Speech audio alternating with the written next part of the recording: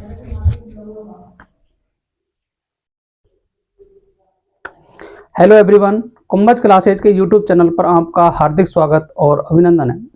देखो, अपन जो previous class में बात की थी, अपन ने मोल कॉन्सेप्ट के पीवाई के क्वेश्चन की बात कर ली थी। आज अपन नेक्स्ट चैप्टर स्टार्ट कर रहे हैं, एटॉमिक स्ट्रक्चर। अब अपन सीधे बात करेंगे क्वेश्चंस की। जो क्वेश्चन पूछे गए हैं उसके आधार पर भी अपन कॉन्सेप्ट को साथ के साथ में पढ़ते चलेंगे। तो देखो, एटॉमिक स्ट्रक्चर की मैं बात करूं तो इसमें अपन को पढ़ना होता है सबसे पहले तो कि एटम क्या है। क्योंकि एटम को डाल्टन ने बताया था कि यह जो एटम है ये वर्ड बन के बना हुआ है एटमों से। एटमों का मतलब है इनकटेबल, अर्थात जिसे काटा ना जा सके। परंतु उन्होंने डाल्टन ने बताया था कि यदि एटम क्या है, स्मॉलेस्ट पार्टिकल है। एटम को यदि कंबाइन करेंगे तो मॉलिक्यूल बनेगा, और यदि मॉलिक्यूल में एक तरीके के एटम होंगे तो उनका नेचर भी सेम होगा। लेकिन अगर डिफरेंट टाइप का मॉलिक्यूल बनेगा तो उसमें एटम अलग अलग होंगे तो उनका नेचर भी अलग अलग होगा। एक बात आपको समझ में आनी चाहिए कि कोई भी केमिकल रिएक्शंस, जो भी केमिस्ट्री में केमिकल रिएक्शंस दे रखी है, वो लॉ ऑफ डेफिनेट प्रोपोर्शन और लॉ ऑफ मास कंजर्वेशन, इन दो रूल्स का पालन करती हैं। कोई भी रिएक्शन तभी संभव होगी जब वह लॉ ऑफ मास कंजर्वेशन का पालना करे और लॉ ऑफ डेफिनेट प्रोपोर्शन का पालना करे। जैसे हाइड्रोजन और ऑक्सीजन यदि कहीं भी कंबाइन होंगे तो 1:8 के रूप में ही कंबाइन होंगे। और यदि कोई भी रिएक्शंस हो रही है उसमें आप रिएक्टेंट का मास और प्रोडक्ट का मास क्या रहेगा, सेम रहेगा। तो इस तरीके से इन्होंने डाल्टन ने बताया था। तो इसके बाद में जो भी सब एटॉमिक पार्टिकल है, इलेक्ट्रॉन, प्रोटॉन और न्यूट्रॉन की खोज हो गई। उसके बाद में वो थ्योरी क्या हो गई, डिस्कार्ड हो गई। उसके बाद में इसके एटॉमिक मॉडल दिए गए थे, और एटॉमिक मॉडल में सबसे पहले तो थॉमसन था, दूसरे बाद में रदरफोर्ड था, इसके बाद में बोहर का मॉडल था, इससे के बाद में हाइजेनबर्ग था, इलेक्ट्रोमैग्नेटिक वेव्स थी और क्वांटम नंबर। इस तरीके से चैप्टर कंप्लीट हो जाता है हमारा। तो अपन आज सबसे पहले बात करते हैं क्वेश्चन नंबर 1 की, कहां से पूछा गया है और कब पूछा गया है। तो देखो, नीट 2021 में पूछा गया क्वेश्चन है। क्या पूछा गया है, from the following pairs of ions which one is not an isoelectronic pair. तो सबसे पहले आपको समझ में आना चाहिए कि आइसोइलेक्ट्रॉनिक पेयर क्या होते हैं। तो आइसोइलेक्ट्रॉनिक पेयर का मतलब है नंबर ऑफ इलेक्ट्रॉन क्या होने चाहिए, सेम होने चाहिए। क्या होने चाहिए, सेम होने चाहिए। उसे क्या बोलेंगे अपन, आइसो इलेक्ट्रॉनिक स्पीशीज बोलेंगे। अब देखो, सबसे पहले अब इलेक्ट्रॉन कैसे फाइंड करते हैं अपन। इलेक्ट्रॉन को फाइंड करने के लिए देखो, यदि कोई न्यूट्रल एटम दे रखा है, क्या दे रखा है, न्यूट्रल एटम दे रखा है, तो जो जेड है वही प्रोटॉन के बराबर होगा और वही किसके बराबर होगा, इलेक्ट्रॉन के बराबर होगा। यदि कैटायन दे रखा है, कैटायन दे रखा है, तो आप जेड में से क्या करोगे, माइनस कर दोगे चार्ज को। और यदि एनायन दे रखा है तो एनायन के लिए आप जेड में ऐड कर दोगे चार्ज को। इस तरीके से अपन को आना चाहिए। ये क्या हो गया, फंडामेंटल हो गया, जो अपन को समझ में आना चाहिए। तो देखो, फर्स्ट में बात करता हूं एफी। एफी का इलेक्ट्रॉन जो एटॉमिक नंबर है वो कितना होता है, 26 होता है। एमएन का होता है 25। अब देखो, पॉजिटिव चार्ज दे रखा है, पॉजिटिव चार्ज दे रखा है, तो ये 23 पे आ गया, और ये कितने पे आ गया बोलो, 26 में से 2 गए तो कितने आ गया, 24 आ गया। बोलो, दोनों का आइसो इलेक्ट्रॉनिक हो सकती है क्या, ये नहीं हो सकती। तो अपना ऑप्शन कौन सा हो जाएगा, ए ऑप्शन हो जाएगा। लेकिन अपन को और ऑप्शन भी चेक करने पड़ेंगे। अब देखो, ऑक्सीजन का कितना होता है, 8 होता है, माइनस चार्ज है, +2 कर दो, कितने हो गए, 10 इलेक्ट्रॉन हो गए। इसके बाद में फ्लोरीन का 9 एटॉमिक नंबर होता है, एक नेगेटिव चार्ज है तो 10 इलेक्ट्रॉन हो गए। इसके बाद में Na का एटॉमिक नंबर 11 होता है, इस पर एक पॉजिटिव चार्ज है तो -1 करोगे तो कितना आ गया, 10 आ गया। Mg का कितना होता है, एटॉमिक नंबर 12 होता है, +2 चार्ज कितना है, +2 चार्ज है, तो -2 करोगे तो 10 इलेक्ट्रॉन आ गए। इसके बाद में Mn की बात करूंगा तो एटॉमिक नंबर 25 है, -2 करोगे तो कितना आ गया, 23 आ गया। आयरन का 26 है एटॉमिक नंबर, -3 करोगे तो कितना आ गया, 23 आ गया। तो इन सभी में क्या आ गया कि देखो, नंबर ऑफ इलेक्ट्रॉन दोनों पेयर के सेम है, इसमें 23 इलेक्ट्रॉन है, इसमें भी 23 इलेक्ट्रॉन है, इसमें 10 इलेक्ट्रॉन है, इसमें भी 10 इलेक्ट्रॉन है, इसमें 10 इलेक्ट्रॉन है, इसमें भी 10 इलेक्ट्रॉन है। लेकिन ए ऑप्शन में एक में तो 24 इलेक्ट्रॉन है, एक में 23 इलेक्ट्रॉन है। तो क्या सेम हो गए, क्या नहीं हुए, इसलिए अपना ऑप्शन कौन सा हो जाएगा, ए ऑप्शन हो जाएगा। कब आया हुआ है, नीट 2021 में आया हुआ क्वेश्चन है ये। अब देखो इसी कॉन्सेप्ट में मैं नेक्स्ट बात करता हूं आपके सामने कि कुछ रिप्रेजेंटेशन और हमारे दे रखे हैं, तो मैं उनकी साथ के साथ में चर्चा करता चलूंगा। तो देखो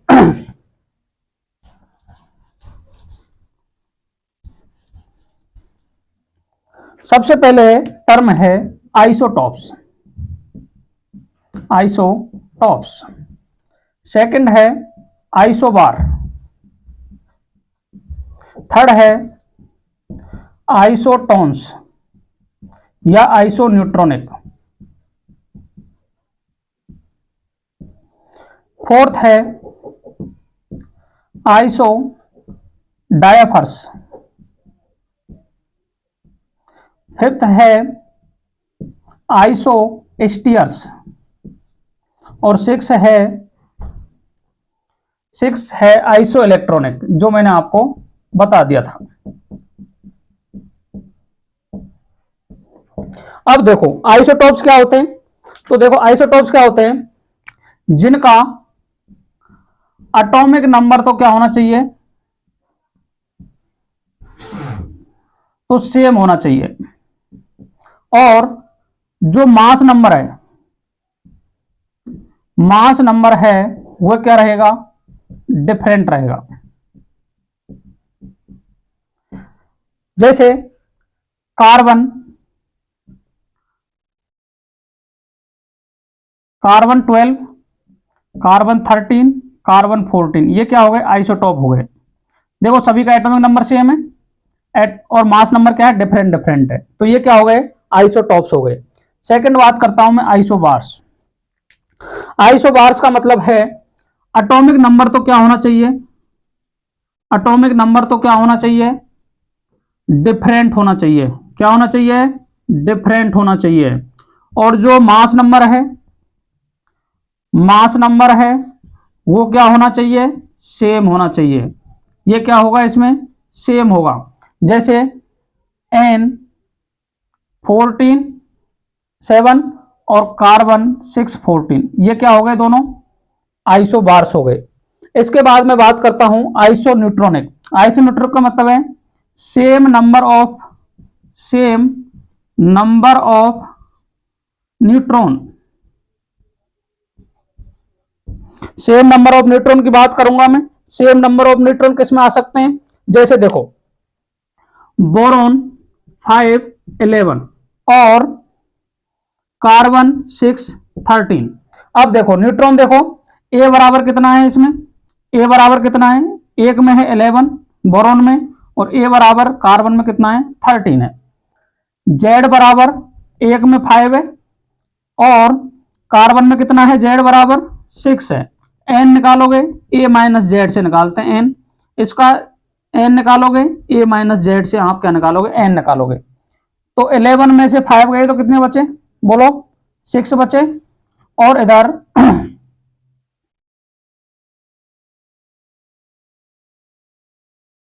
एन इक्वल टू ए कितना है, 13 में 6 गए तो 7 बचेंगे, तो कार्बन 12 लेंगे, इसकी जगह हम अपन क्या लेंगे, कार्बन 12 लेंगे। तो एन बराबर 12 माइनस 6, तो कितना बचा, 6। तो क्या दोनों में न्यूट्रॉन की संख्या सेम हो गई क्या, इसलिए इनको क्या बोलेंगे अपन, आइसोन्यूट्रॉनिक। दिख रहा है या नहीं दिख रहा, दिखना चाहिए। देखो इस तरीके से न्यूट्रॉनों की संख्या सेम होगी तो उसे क्या बोलेंगे अपन, आइसोन्यूट्रॉनिक। इसके बाद में बात करता हूं आइसोडायफर्स। ये लिख लिया आपने, एक बार स्क्रीनशॉट ले सकते हो आप इसका। नेक्स्ट बात करता हूं मैं आइसोडायफर्स।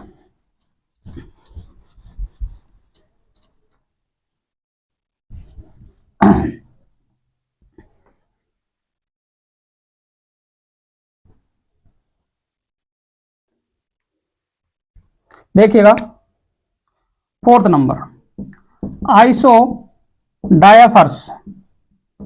आइसो डायफर्स का मतलब है न्यूट्रॉन और प्रोटॉन का डिफरेंस क्या होना चाहिए, सेम होना चाहिए।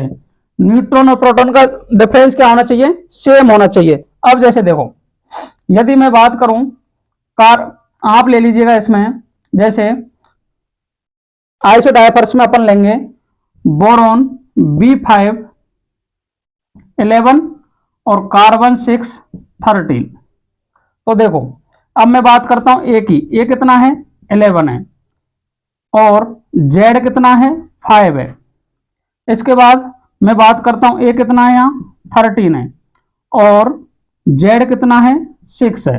अब देखो न्यूट्रॉन निकालने, न्यूट्रॉन माइनस प्रोटॉन का कॉम्बिनेशन निकालना, तो न्यूट्रॉन निकाल लेते हैं पहले। तो न्यूट्रॉन कितने हैं इसमें, देखो न्यूट्रॉन कितने हैं इसमें 11 में से 5 गए तो 6 और इसमें न्यूट्रॉन कितने हैं 7। अब एन माइनस पी देखो, N minus P, N minus P इसको प्रोटॉन भी बोल सकते हैं, जेड को प्रोटॉन भी बोल सकते हैं। तो 6 माइनस 5 किसके बराबर आ गया 1 के बराबर आ गया। यहां एन माइनस पी निकालेंगे तो कितने के बराबर आ जाएगा, बोलो कितने के बराबर आएगा। एन कितना है 7 है और ये 6 है तो ये भी 1 के बराबर आ गया। दोनों में एन माइनस पी का डिफरेंस क्या सेम आ रहा है क्या, ये क्या हो गए आइसो डायाफर्स। इसके बाद में बात करता हूं आइसो स्टीयर्स। आइसो स्टीयर्स क्या होते हैं, iso stairs, iso stairs, iso stairs का मतलब होता है जिसमें number of electron and number of atom क्या होने चाहिए सेम होने चाहिए, क्या होने चाहिए सेम होने चाहिए, उसे क्या बोलेंगे आइसो स्टीयर्स। तो देखो जैसे मैं बात करता हूं N2O की और एक बात करता हूं मैं CO2 की, तो देखो नंबर ऑफ एटम कितने हैं इसमें, नंबर ऑफ एटम इसमें भी 3 है और इसमें भी कितने हैं 3 है। नंबर ऑफ इलेक्ट्रॉन की बात करता हूं मैं, इलेक्ट्रॉन देखो नाइट्रोजन में कितने हैं 7 है, नाइट्रोजन कितने हैं 2 है, प्लस ऑक्सीजन में कितने होते हैं इलेक्ट्रॉन 8, क्योंकि number of electron is equal to number of proton in neutral atom. इसके बाद में ये 14 प्लस 8 कितना हो गया 22 इलेक्ट्रॉन हो गए इसमें। इसके बाद इसकी बात करता हूं तो कार्बन के 6, ऑक्सीजन के कितने हो गए 16, तो इसके कितने हो गए 22 इलेक्ट्रॉन। आया समझ में या नहीं आया। तो देखो आइसोटॉप्स का मतलब क्या है, सेम एटॉमिक नंबर होना चाहिए, डिफरेंट मास नंबर होना चाहिए। आइसोबार्स का मतलब क्या हुआ, सेम एटॉमिक मास होना चाहिए या मास नंबर होना चाहिए और डिफरेंट क्या होना चाहिए एटॉमिक नंबर होना चाहिए। आइसो न्यूट्रॉन का मतलब क्या हुआ, नंबर ऑफ न्यूट्रॉन क्या होने चाहिए सेम होने चाहिए। आइसो डाइफर्स का मतलब क्या हुआ, न्यूट्रॉन और प्रोटॉन का डिफरेंस क्या होना चाहिए सेम होना चाहिए। आइसो स्टीयर्स का मतलब क्या हुआ, आइसो स्टेट्स में इलेक्ट्रॉनों की संख्या समान होनी चाहिए और नंबर ऑफ एटम भी समान होने चाहिए, उसे क्या बोलेंगे आइसो स्टीयर्स। अब मैं बात करता हूं आइसो इलेक्ट्रॉनिक की, आइसो इलेक्ट्रॉनिक और थोड़ा मैं ओपन करता हूं, देखिएगा आइसो इलेक्ट्रॉनिक। आइसो इलेक्ट्रॉनिक का मतलब है सेम नंबर ऑफ इलेक्ट्रॉन, क्या बताया मैंने same number of electron.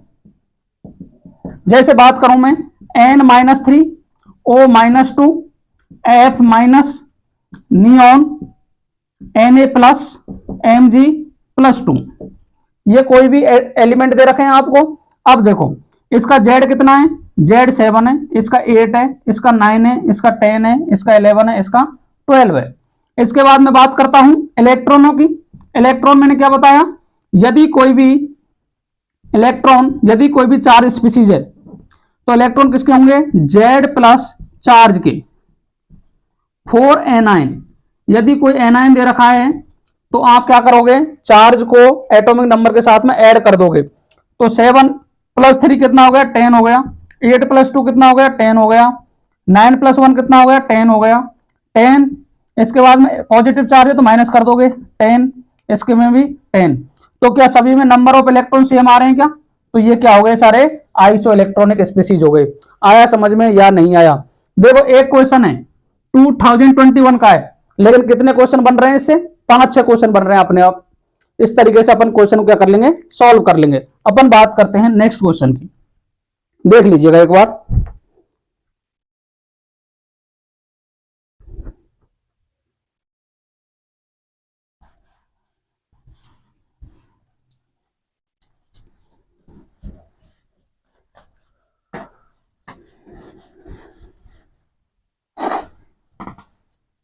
Question number 2,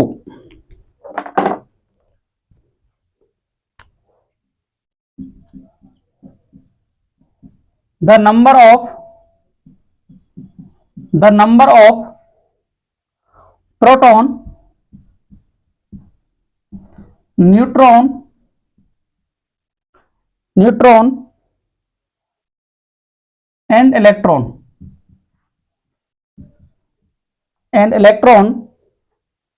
in 71 175। Lutetium दे रखा है जिसका एटॉमिक नंबर है 71 और मास नंबर कितना दे रखा है 175 रेस्पेक्टिवली।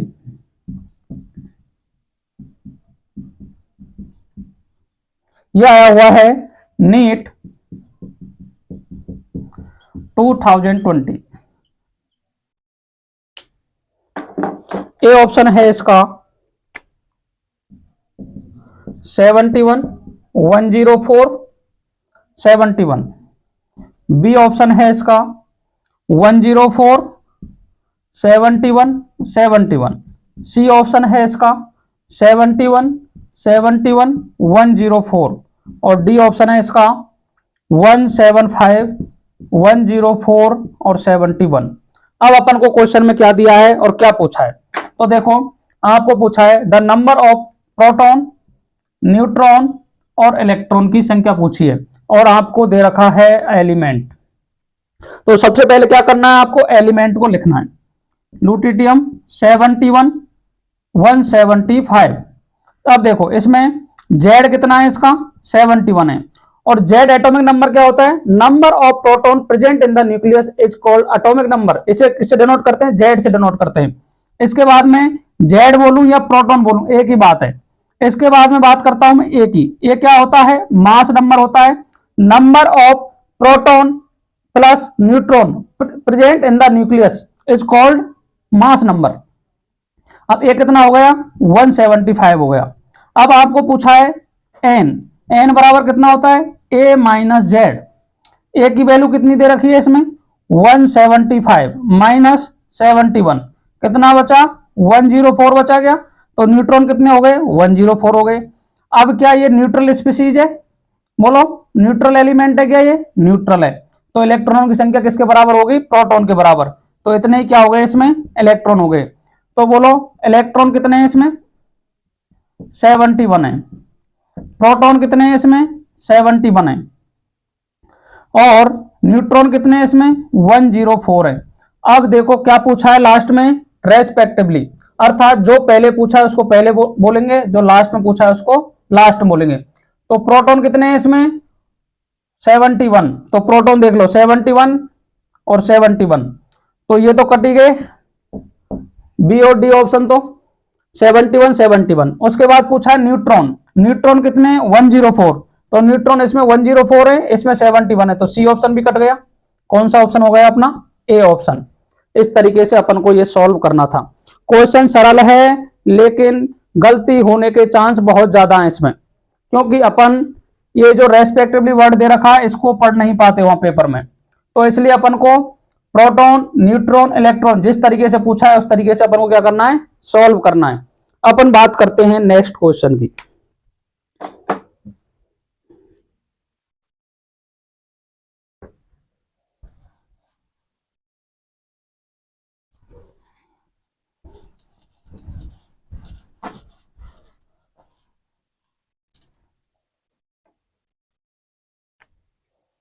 क्वेश्चन है आइसो इलेक्ट्रॉनिक स्पीसीज आर, यह आया है 2000 में। ए ऑप्शन है CO CN minus NO plus C2 2 minus. B option है CO minus CN NO C2 2 minus C2 minus. C option है CO plus CN plus NO minus और C2।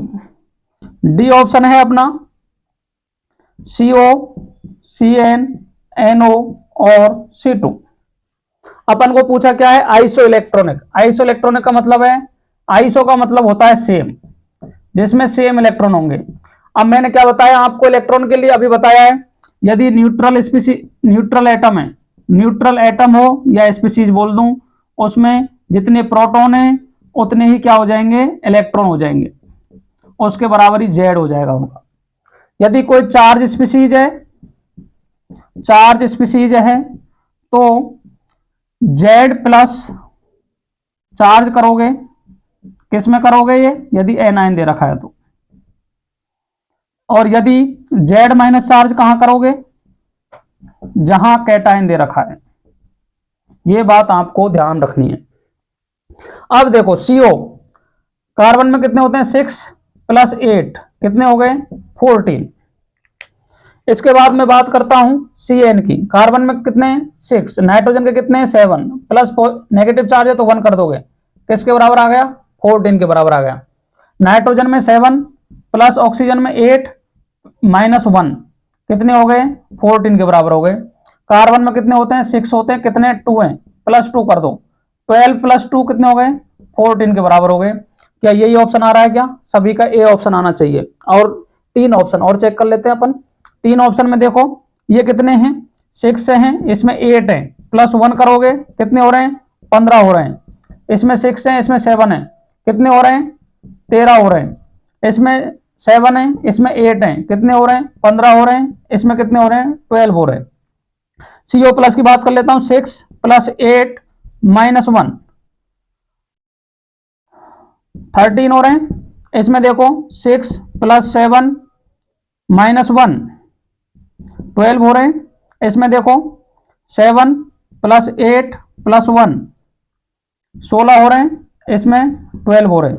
इसमें देखो 14 हो रहे हैं, इसमें 13 हो रहे हैं, इसमें 15 हो रहे हैं, इसमें 12 हो रहे हैं। क्या सेम नंबर ऑफ इलेक्ट्रॉन कहां मिले आपको, ए ऑप्शन में मिले। इस तरीके से इस क्वेश्चन को सॉल्व करना था। आया समझ में या नहीं आया, बोलो। इस तरीके से अपन को ये सोचना था। अब अपन बात करते हैं नेक्स्ट क्वेश्चन की। अब देखो यह जो क्वेश्चन आए हुए हैं अपने, ये आए हैं रिप्रेजेंटेशन ऑफ एलिमेंट से। तो रिप्रेजेंटेशन ऑफ एलिमेंट में और आगे क्वेश्चन और आने की संभावना है, वो मैंने बता दिया आपको। आइसोटॉप्स, आइसोबार्स, आइसोन्यूट्रॉनिक, आइसोडायफर्स, आइसोस्टीयर्स और आइसो इलेक्ट्रॉनिक। अपन बात करते हैं नेक्स्ट क्वेश्चन की।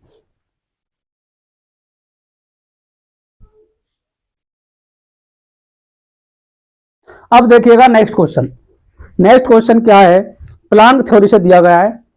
द एनर्जी ऑफ 1 मोल, पहले सबसे पहले क्वेश्चन को पढ़ना है, गोला लगाना है। 1 mole of photons of radiation of wavelength 300 nm is given. H दे रखा है आपको, Na दे रखा है और C दे रखा है। अब देखिएगा nm का मतलब कितना होता है, 10⁻⁹ मीटर। 1 nm बराबर कितना होता है, 10⁻⁹ मीटर के बराबर होता है। अब आपको फॉर्मूला यूज क्या पूछा है आपको, the energy of, Planck quantum theory क्या कहती है, E डायरेक्टली प्रोपोर्शनल किसके होता है, न्यू के होता है। इसको हटाया, एक कांस्टेंट लगा दिया, जिसे क्या बोला अपन ने, प्लांक कांस्टेंट बोला। न्यू बराबर क्या होता है, C/λ होता है। इसको यहां पुट कर दो, E =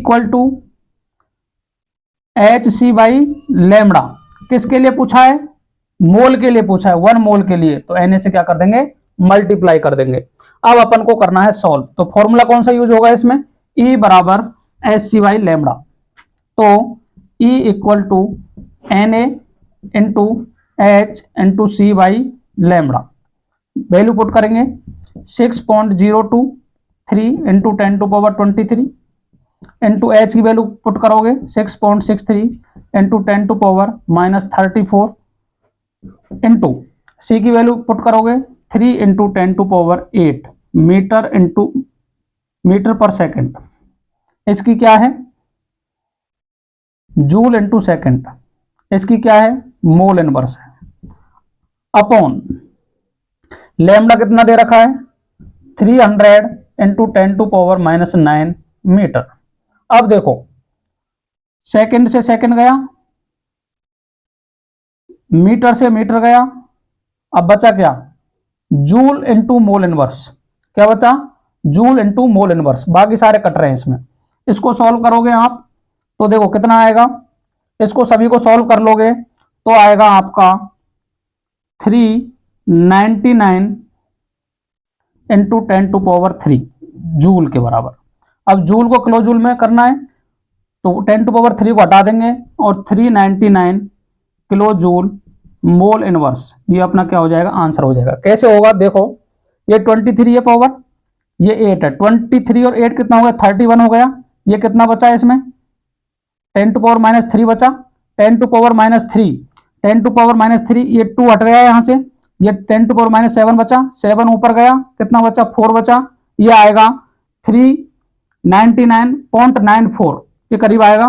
तो इस तरीके से ये कितना आ गया, 399 into kilo joule mole inverse. तो कौन सा ऑप्शन हो गया अपना, सी ऑप्शन। कौन सा ऑप्शन हो गया, सी ऑप्शन। अपने को ये तरीका आना चाहिए करने का, डाटा ये फॉर्मूला लगेगा इसमें, ये डाटा रखोगे, इसके बाद ये सॉल्व करोगे। सॉल्व कैलकुलेशन आप अपने स्तर पे भी कर सकते हैं, लेकिन अपन को फॉर्मूला ये आना चाहिए सबसे पहले। इस तरीके से अपन को क्या करना था, सॉल्व करना था। नेक्स्ट क्वेश्चन की बात करता हूं मैं।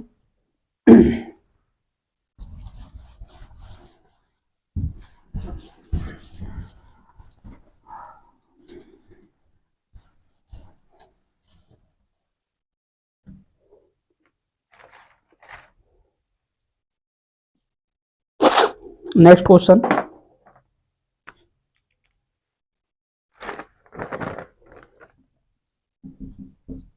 a particular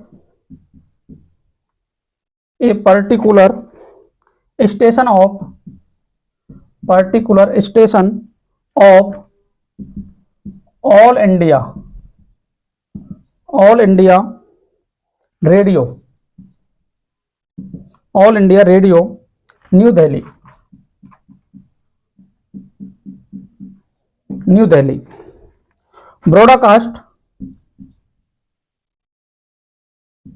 broadcast on a frequency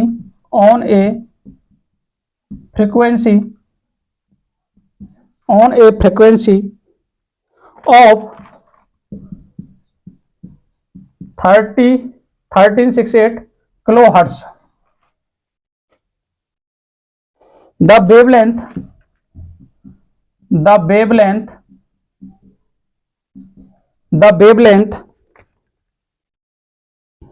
of the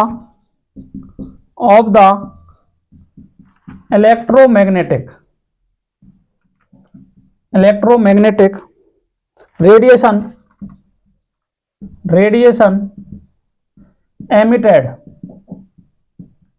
emitted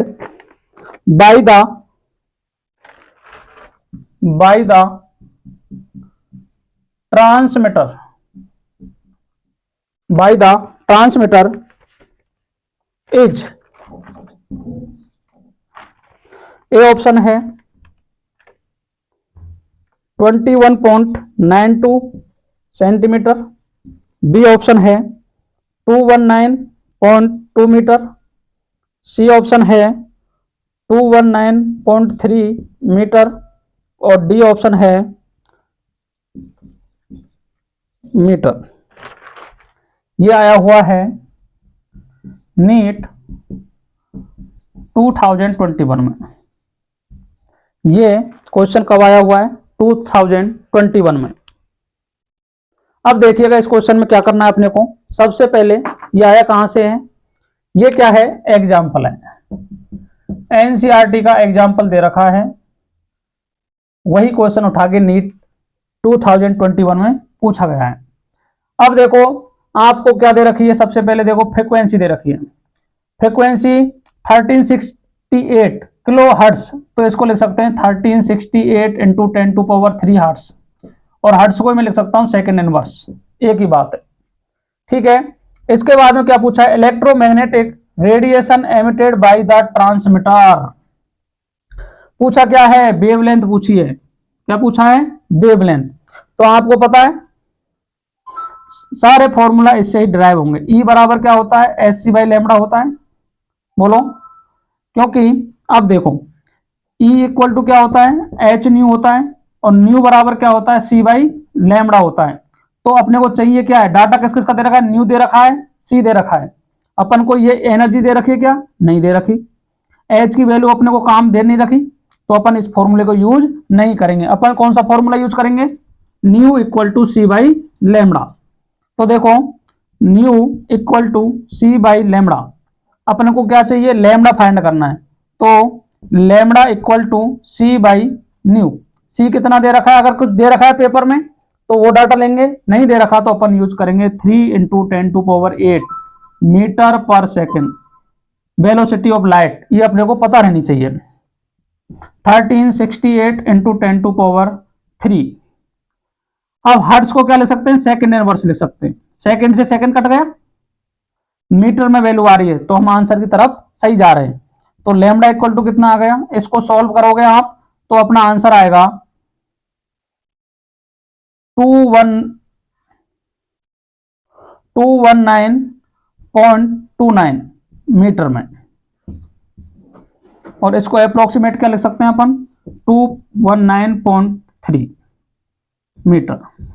तो देखो ये ऑप्शन हो जाएगा सी ऑप्शन करेक्ट आंसर, क्योंकि इसमें 2 दे रखा है। अब देखो ये 9 5 से बड़ी वैल्यू है, सिग्निफिकेंट फिगर से 3 की साइड ही जाएगी, तो इस तरीके से ऑप्शन कौन सा हो जाएगा अपना, सी ऑप्शन हो जाएगा। बोलो समझे या नहीं समझे। ये क्या है, एनसीईआरटी का एग्जाम्पल दे रखा है जो नीट 2021 में पूछा गया है।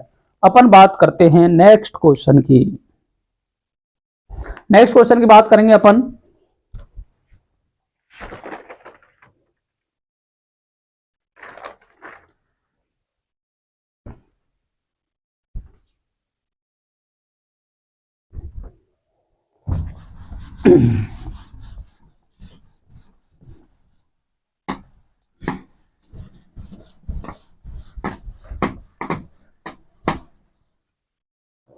नेक्स्ट क्वेश्चन है थ्योरेटिकल बेस्ड क्वेश्चन है। देखो, if the Thompson model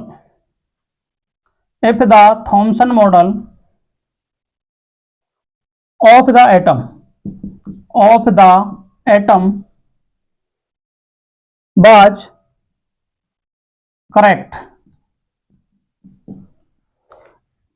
correct, then the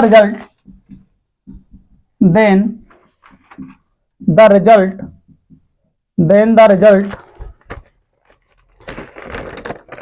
of Rutherford model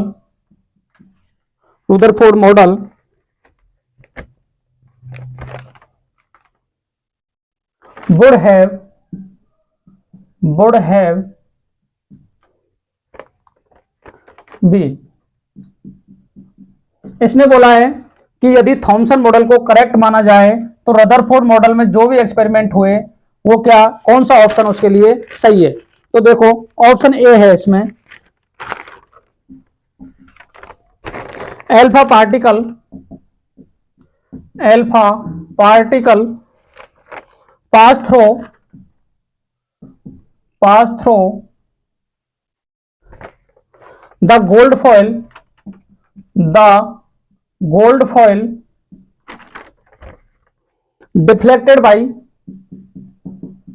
deflected by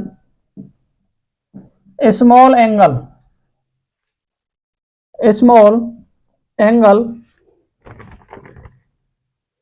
and with reduce velocity। B option है alpha particles are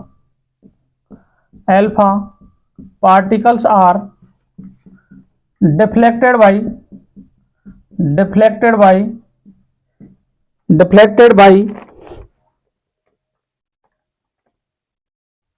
a wide range of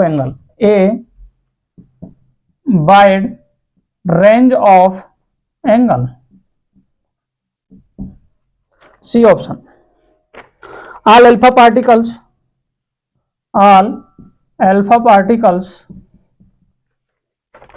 get bounced back 180 degree D option है all the alpha particles, all the alpha particles, all the alpha particles pass through pass through pass through the gold foil, the gold foil without decrease in speed। ये आया हुआ है JEE, किसमें आया हुआ है JEE 2021 में। एक बार समझिएगा क्वेश्चन क्या कहना चाह रहा है। क्वेश्चन कह रहा है कि यदि थॉमसन मॉडल को सही माना जाए तो जो रदरफोर्ड ने एक्सपेरिमेंट किया था उसके लिए कौन सा जो ऑप्शन है वो करेक्ट रहने वाला है। तो देखो, थॉमसन ने क्या बताया था कि एटम एक स्फीयर की तरह है, किसकी तरह, स्फीयर की तरह, और उसमें पॉजिटिव चार्ज से बना हुआ है और जो इलेक्ट्रॉन है वो उसमें उसी तरीके से धसे हुए हैं जिस तरीके से वाटरमेलन में जो सीड्स होते हैं वाटरमेलन के वो धसे हुए हैं। तो कंप्लीटली पॉजिटिव चार्ज एटम को माना उसने, कंप्लीटली चार्ज एटम को माना तो उसमें कंप्लीटली भरा हुआ है पॉजिटिव चार्ज, तो कैसा हो गया गोला, वो ठोस गोला हो गया।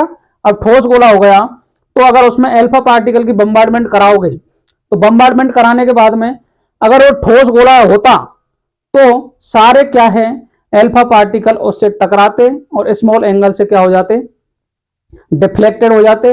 और यदि किसी ठोस चीज पर आप किसी को भी मार रहे हो तो उसकी स्पीड कम होगी या ज्यादा होगी, कम हो जाएगी। तो अपन को उसको समझना है। अब आपको समझना है कि अल्फा पार्टिकल का जो एक्सपेरिमेंट था जो रदरफोर्ड ने किया था उसमें कौन सा क्या यूज किया था, उसने अल्फा पार्टिकल के लिए क्या यूज किया था। तो सबसे पहले आपको बात याद रहनी चाहिए कि 2He4 किया था क्या, ऐसा दिखे कहीं तो ये गलत बात है, क्योंकि इसने किया था डबली आयोनाइज्ड हीलियम एटम को अल्फा पार्टिकल के रूप में यूज किया था। ये देखो 2+ चार्ज है इस पे, इसको इसने क्या किया था अल्फा पार्टिकल के रूप में यूज किया था। अब देखो बम्बार्डमेंट में क्या हुआ, जब बम्बार्डमेंट की थी 20,000 के करीब अल्फा पार्टिकल उसने भेजे थे। उसमें भेजने के बाद में क्या हुआ कि most of the alpha particle सीधे निकल गए उसमें से। तो सीधे निकल गए का मतलब कोई ना कोई चीज ओपन यदि खोखली हो गई तो वहां से सीधे निकलेंगे पार्टिकल। उसमें से फिर देखा उन्होंने कि कुछ पार्टिकल क्या हुए स्मॉल एंगल पर डिफ्लेक्टेड हो गए, अर्थात कुछ पार्टिकल क्या हुए, गए तो सही सीधे गए लेकिन कुछ अपने अपने एंगल से क्या हो गए, डिफ्लेक्टेड हो गए। थर्ड उन्होंने क्या किया कि 20,000 में से एक पार्टिकल ऐसा था जो सीधा गया और 180 पे क्या आ गया, वापस आ गया। तो उन्होंने देखा कि कुछ ना कुछ तो इसके सेंटर में प्रेजेंट है, जिससे उन्होंने किसकी खोज की थी, न्यूक्लियस की खोज की थी। रदरफोर्ड के एक्सपेरिमेंट से हुआ तो कुछ नहीं, लेकिन खोज किसकी हो गई थी, न्यूक्लियस की हो गई थी। तो अब उसको उस पे हो गया। उसके बाद में न्यूक्लियस से जो टकराया, अब देखो कोई भी सेंटर में कोई चीज, एक तो ये हाथ खुला हुआ है, एक इसका अगर मुक्का बना दिया जाए तो इससे चोट क्या लगेगी, ज्यादा लगेगी। तो इस तरीके से सेंटर पे जो टकराया वो सीधा गया और 180 से क्या गया, वापस आ गया। तो इसके अब अपने को देखना है इसका एक्सपेरिमेंट क्या था। तो देखो ए ऑप्शन में पढ़ता हूं, alpha particle pass through the gold foil deflected by small angle. उन्होंने देखा था कि ये देखो इस तरीके से था एटम गोले के रूप में, तो उन्होंने देखा कि ये सेंटर में एक पार्टिकल तो क्या हुआ, वापस आ गया, बाकी कुछ सीधे निकल गए। अब देखो सीधे निकले, अब ये पॉजिटिव चार्ज है, अब अल्फा पार्टिकल भी क्या पॉजिटिव चार्ज है, तो ये यहां टकराए, ये इस तरीके से क्या हो गए, कुछ एंगल पर डिफ्लेक्टेड हो गए। डिफ्लेक्टेड होने के बाद में अब देखो स्मॉल एंगल से हुए। उसके बाद में अब बताओ इधर से कोई भी पार्टिकल ऐसे जा रहा है, जाएगा तो क्या तेज स्पीड होगी या कम हो जाएगी उसकी, तो स्पीड क्या हो गई, एंगल विद रिड्यूस वेलोसिटी। जैसे इससे कोई टकराया तो इसकी स्पीड क्या हो जाएगी, कम हो जाएगी। तो ये ऑप्शन इसका क्या है, करेक्ट ऑप्शन है। सेकंड ऑप्शन भी मैं पढ़ लेता हूं, alpha particles are deflected by a wide range of angle. Wide range से हुए थे क्या, एक ही तो हुआ था ये 180 पे आया था, बाकी तो क्या है अपने रास्ते से कुछ ना कुछ एंगल पर क्या हो गए, डिफ्लेक्टेड हो गए। वो वाइड रेंज में नहीं हुए, किस में हुए, स्मॉल रेंज में हुए। इसके बाद थर्ड ऑप्शन है इसका, all alpha particles gets bounced back 180 degree. क्या सभी वापस आ गए थे? क्या सभी वापस नहीं आए थे। ओनली ऑन एक ऐसा पागल एल्फा पार्टिकल था जो वापस आया था, बाकी तो सभी क्या हुए, सीधे निकल गए। तो ये भी बात क्या हो गई, रॉन्ग हो गई। थर्ड बात है D option, all the alpha particles pass through the gold foil without decrease in speed. क्या कोई भी पार्टिकल इसमें से अंदर से गया तो उसकी कुछ ना कुछ स्पीड क्या हुई थी, रिड्यूस हुई थी। ऐसा नहीं है रिड्यूस नहीं होगी, ऐसा आप अपन अपन दैनिक जीवन में भी देख सकते हैं। कोई चीज के पास से निकलते हैं तो अपनी स्पीड में, वेलोसिटी में क्या हो जाती है, कमी हो जाती है, ना कि स्पीड बढ़ती है। इस तरीके से अपन के तीनों ऑप्शन क्या हो गए, गलत हो गए। कौन सा ऑप्शन सही है, ए ऑप्शन सही है। और आया कब है ये, JEE 2021 में। और नीट में आने की प्रबल संभावना है इसकी, नीट में आ सकता है, क्योंकि ये थ्योरेटिकल बेस है, ना कि इसमें कोई भी कैलकुलेशन है ऐसी। तो इस तरीके से अपन इस क्वेश्चन को सॉल्व कर सकते हैं।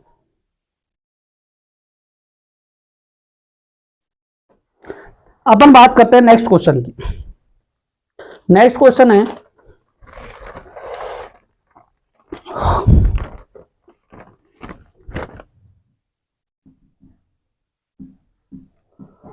According to law, according to law of photochemical equivalence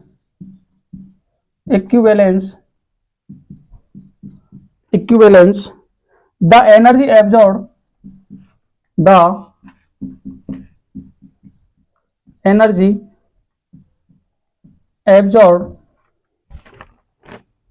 in erg per mole is given as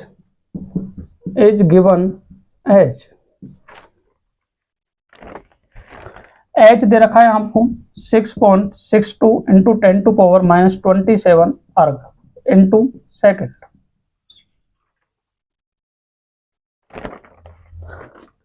सी दे रखा है 3 into 10⁻10 centimetre per second.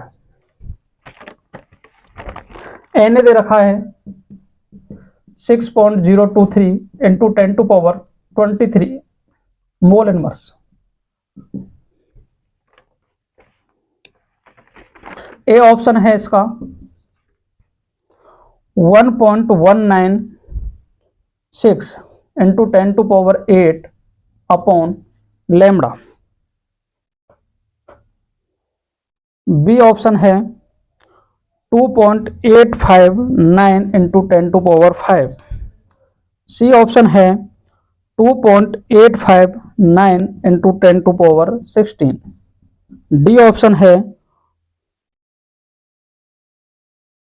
Upon lambda और डी ऑप्शन है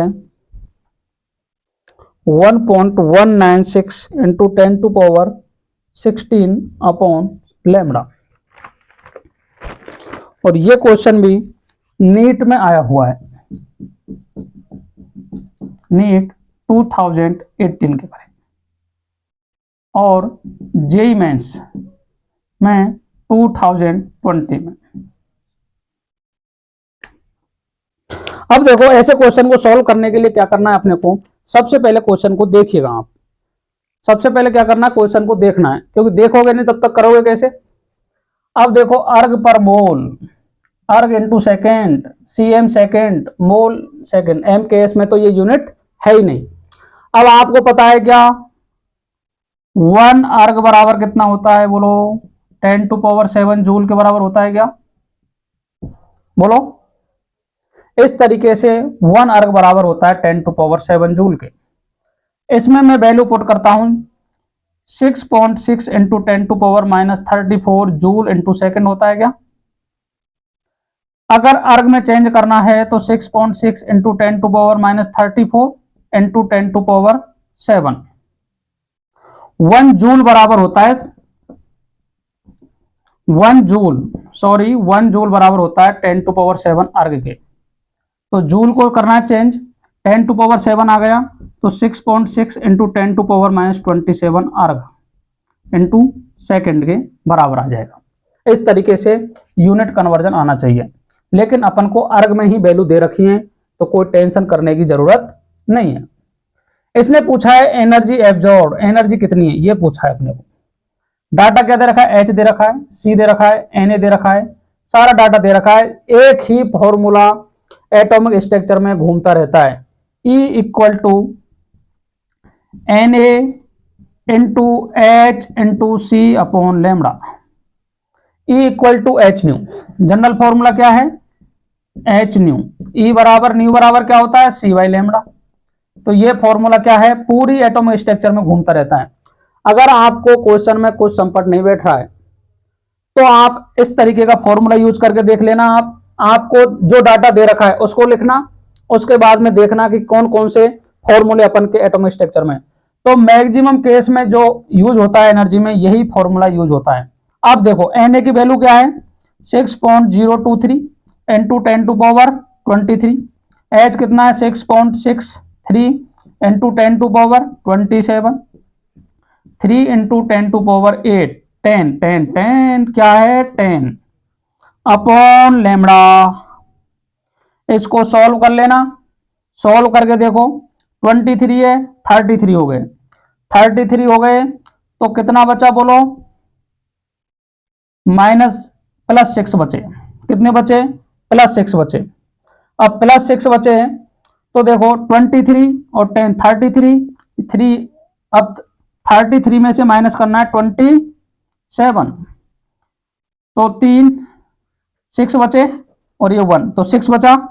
इसके बाद में 6 को मल्टीप्लाई कर लो इससे, 3 से करोगे, इसको 6 मान लो तो 18 और 108। पॉइंट कितने के बाद है, पॉइंट वाली संख्या ली नहीं अपन ने, तो 108।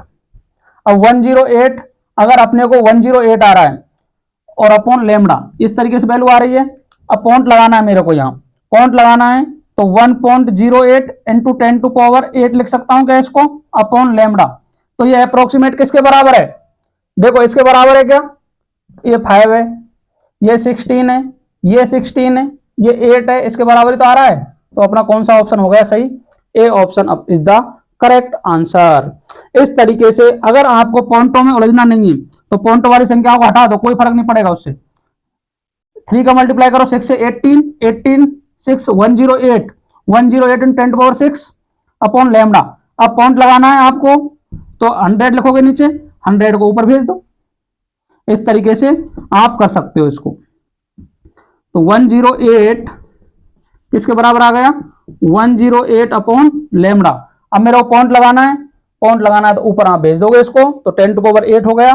तो इस तरीके से कौन सा ऑप्शन हो गया, A option is the correct answer. अब देखो इसमें अपन ने बात की है, कुछ क्वेश्चंस की बात की है, प्लांक क्वांटम थ्योरी तक अपन ने बात कर ली है। अब देखो नेक्स्ट क्वेश्चन बात करेंगे, मैं कुछ क्वेश्चन लेके आऊंगा इलेक्ट्रॉन के, प्रोटॉन के, न्यूट्रॉन के, उसके बाद में बोहर मॉडल, स्पेक्ट्रम, ये कल बात करेंगे अपन, और लास्ट में बात करेंगे क्वांटम नंबर्स की। इस तरीके से ये चैप्टर 3 वीडियो में अपना कंप्लीट हो जाएगा। अब देखो जो भी नीट की तैयारी कर रहे हैं उन सभी के लिए आप इस वीडियो को जरूर से जरूर पहुंचाएं, क्योंकि ये सीरीज है नीट पीवाईक्यू सीरीज की, तो इसलिए अपन सभी के लिए इसको शेयर करें और ज्यादा से ज्यादा सब्सक्राइबर बढ़ाएं इसमें। Thank you very much. Ram Ram साहब।